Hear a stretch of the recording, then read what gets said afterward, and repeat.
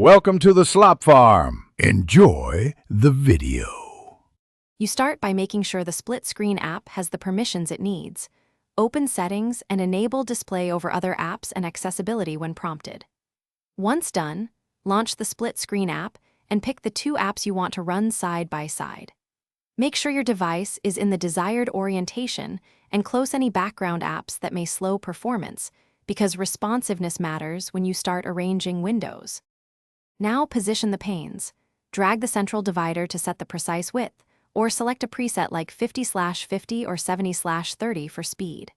You can enable independent audio or input controls if the app supports it, which keeps media separate from messaging. Use the lock feature to prevent accidental resizing and assign gestures or hotkeys for quick switching.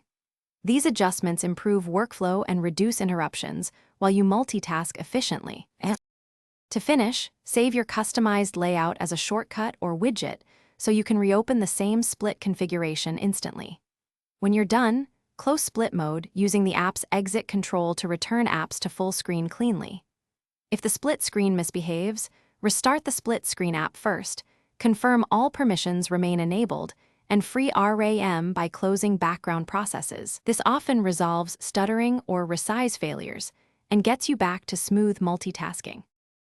Thanks for watching. Consider subscribing if we helped you today.